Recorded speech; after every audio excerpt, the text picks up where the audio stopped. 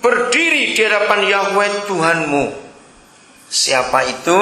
1, para kepala suku, 2, para tua-tua, 3, para pengatur pasukan, 4, semua laki-laki Israel, 5, anak-anakmu, 6, perempuan-perempuanmu. Ya, sampai 6 dulu, saya stop. Jadi 6 kelompok yang pertama, inilah orang-orang Israel yang sudah punya hukum Taurat. Dan inilah keluarga kita.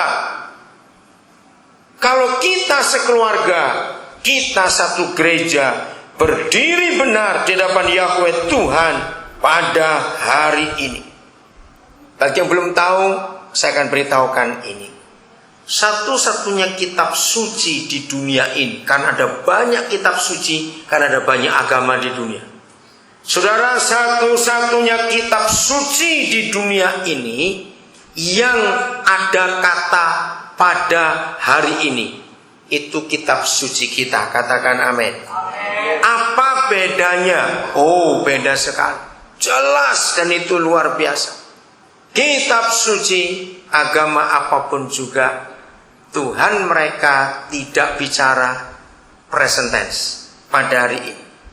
Di kitab suci agama apa saja adanya cuma pada masa itu, pada suatu saat, pada zaman itu, nggak ada pada hari ini.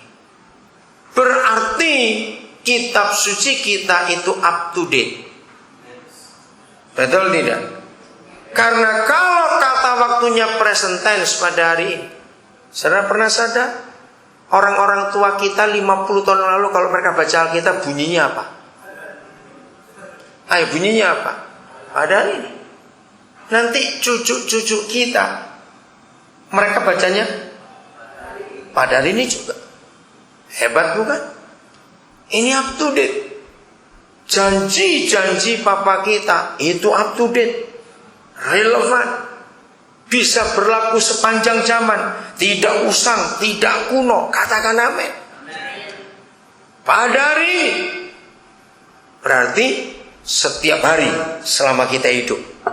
Karena besok juga pada hari ini, lusa juga pada hari ini, tahun depan juga pada hari ini. Berarti kalau kita sekeluarga hidup benar dan berdiri di hadapan Yahweh Tuhan setiap hari, 6 kelompok pertama. Kelompok ketujuh disebutkan, dan siapa?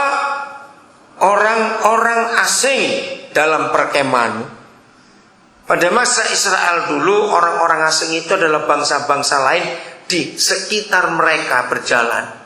Itu sebagai tenaga-tenaga kerja, buruh lah istilahnya. Orang asing. Di Jakarta orang asingnya sangat banyak. Itulah kaum urban, kuli-kuli bangunan dan sejenisnya. Karena mereka datang dari kota-kota lain mencari nafkah di Jakarta. Itu orang-orang asing, saudara. Pendatang-pendatang yang bukan penduduk Jakarta, itu artinya orang asing yang bersama dengan kita. Yang kedelapan, bahkan tukang-tukang belah kayu. Karena zaman dulu belum ada minyak tanah dan LPG, jadi tukang belah-belah kayu untuk mereka hidup masak orang-orang Israel. Kelompok ke-9 siapa? Tukang-tukang timba air di antaramu. Belum ada pompa Sanyo dulu, belum ada.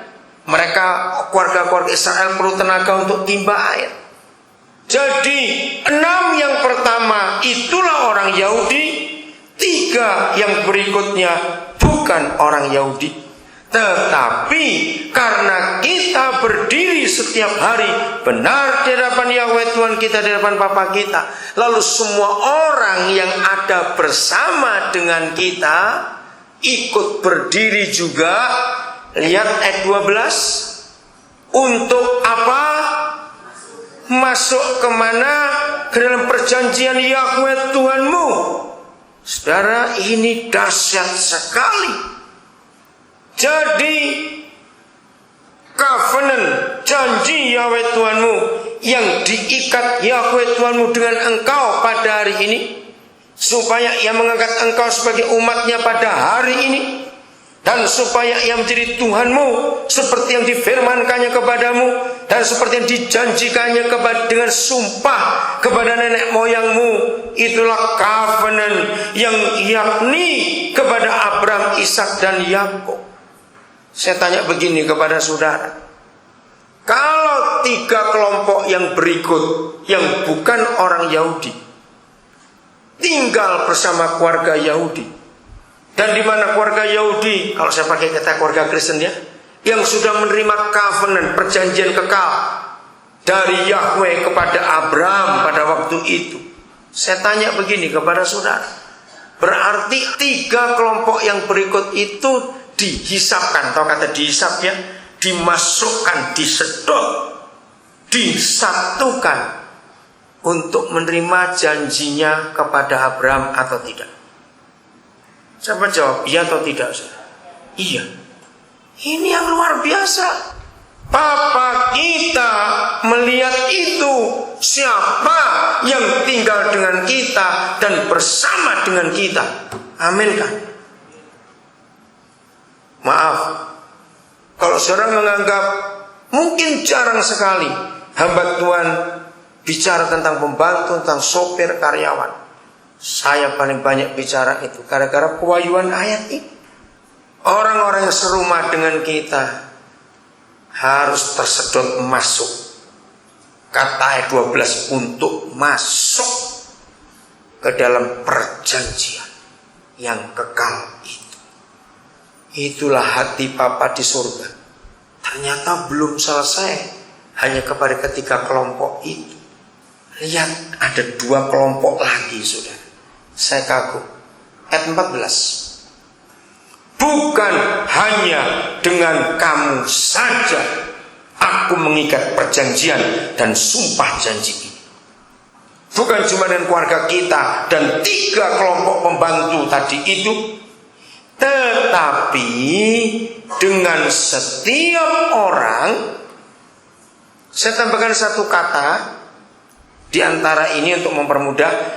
Bukan hanya dengan kamu saja aku mengikat perjanjian dan sumpah janji ini, ayat 15 sekarang, tetapi dengan setiap orang yang hanya, saya tambah kata hanya, ada di sini pada hari ini bersama-sama dengan kita yang berdiri di hadapan Yahweh Tuhan kita. Saya menangis waktu baca ayat ini. Maka itu gara-gara ada pewahyuan ayat ini, saudara, sampai hari ini saya nggak pengen beli mobil untuk diri sendiri. Karena saya harus naik angkot, saya lebih senang naik kendaraan umum. Karena untuk bisa ketemu orang-orang yang hanya hari ini saja saya bisa ketemu, yang besok mungkin saya tidak ketemu. Untuk apa? Untuk dihisapkan masuk juga dalam perjanjian kekal ini. Bayangkan saudara, hati Papa kita yang penuh kasih itu sampai seperti itu, yang cuma ketemu hari ini saja, mungkin besok kita gak ketemu lagi. Maka kita berkati setiap orang kita temui. Gak amin lagi, aduh susah benar saudara. Setujui gitu loh, untuk hidup saudara sendiri. Yang lebih hebat lagi kelompok yang ke-11, masih ayat 15. Dan juga dengan berapa orang? Setiap orang. Saya mau ubah kata tidak menjadi kata belum, akan lebih jelas. Dan juga dengan setiap orang yang belum ada di sini pada hari ini bersama-sama dengan kita. Orang Jakarta bilang gile Tuhan yang ini. Jadi ini kapan? Yang kelompok ke-11. Ayo cepat jawab. Kapan? Besok. Betul nggak? Yang belum kita temui. Saudara dengarkan. Sehebat itu hatinya kepada orang-orang berdosa, sampai dia beri janji. Lihat Pulau Jawa. Saudara, dalam peta dunia, Pulau Jawa ini satu-satunya pulau yang ada di dunia. Sekecil ini diisi orang sebanyak itu. Jadi pulau terpadat di dunia itu namanya Pulau Jawa. Berdiri di hadapan Yahweh Tuhanmu. Siapa itu? Satu para kepala.